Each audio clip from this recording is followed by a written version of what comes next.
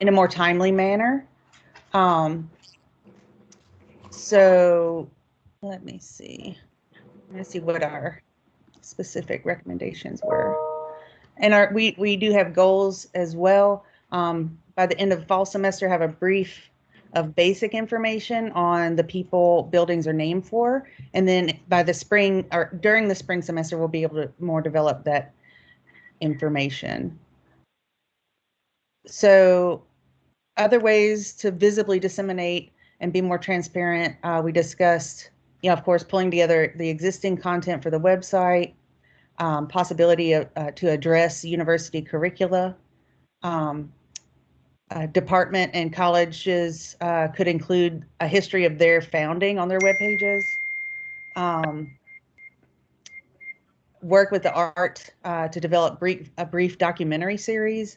But ultimately, we wanted to reach out to student government to find out what it is that they might like to see from us. What would they like to be included in these disseminations of information? What did I miss?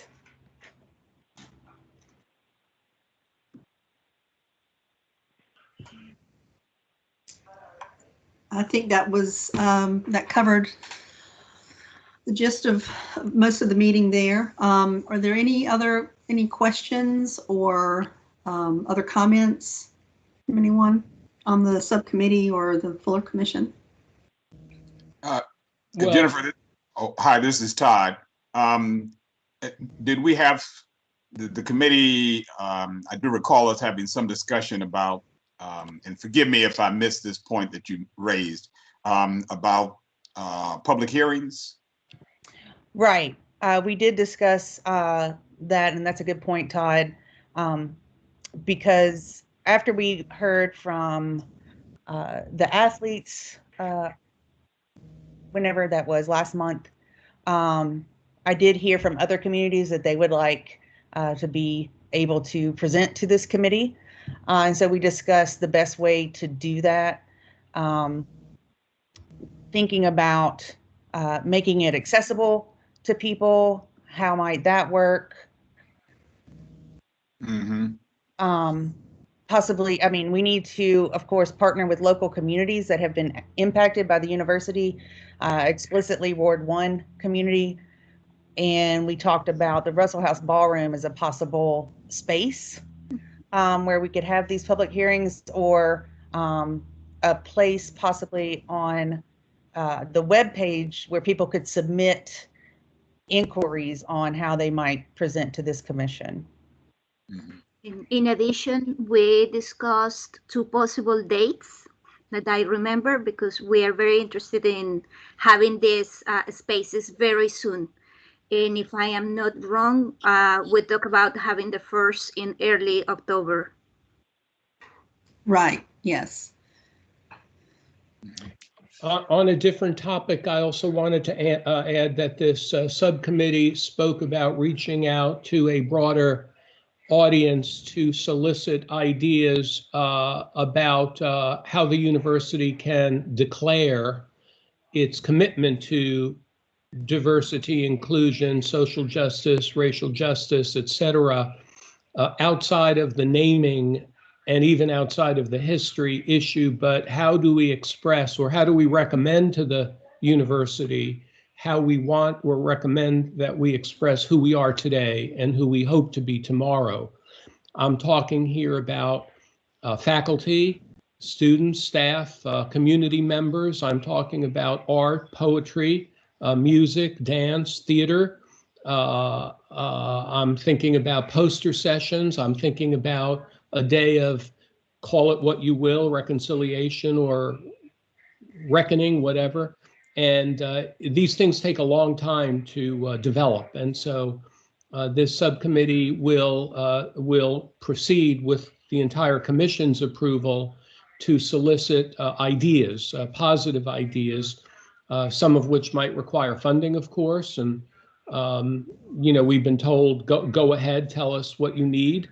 And so I think it's a you know, while everybody is kind of under the bright lights focused on naming, we can also begin encouraging the development of proactivity and getting the best ideas from within our campus, but also from our neighboring communities about how to express those things. And we'll keep you posted on that. Yeah, I would just raise one other point that with regards to the question of public hearings, I think we discussed, and forgive me if I'm not giving the details correctly, but we discussed using the sort of the initial public hearings as a means to get a broad set of community input, so that no set of groups feels that that we're narrow in our focus, and so give sort of a wide ability for individuals and groups to come forward and to make statements, and then for us as a commission or committee to decide who to invite back specifically, and maybe in the second semester or so for presentations. But the idea is to have as wide an input, and I agree with Harris that the sense of what can bubble up through that input from various groups, being mindful that we do have to think of this as a social justice mission in the ways not just of history now, but the history we're living today. History past, but history today. Thank you. And this is Julian. I think with what Dr. Shaw just mentioned, as well as Dr. Pastides, I think you know, one of the things we've talked about is this work obviously continuing. I mean, I think the work around history is going to be an ongoing project for us as a university. And I think the way we can think about it, obviously there's going to be some work that drops off, you know, maybe around naming as we think about that. But then the continuing work around history is one that I think I want to think about how we invest in, how we structure things around. I would love for us to be thinking about that work in relation to an academic center, and something that the university could then invest in from a staffing resources perspective, because the type of programming that Dr. Pastides is talking about isn't just a week's worth of events, but it's going to be something that needs to live on campus, you know, as we move forward. So, and then the good part is we're not the only institution that's doing this exact same thing.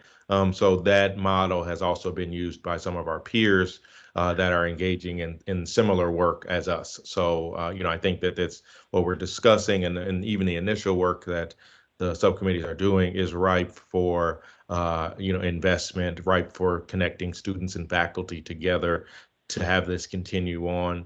And then the type of robust programming that Dr. Pastides mentioned, I think fits well within a center and connecting with our academic and research mission. So I'm excited about the path we're on, and I think if we think about it rather than, you know, just let's, you know, try to cram everything in, but thinking about what can live on, what's going to need to be a part of our fabric as a university, and what we could really make some investments in from an academic center perspective. Great, thanks, Julian and Todd. Any other comments or questions for this subcommittee? All right, let's move then to the names on the landscape report. Yes, hi. So we had 4 major points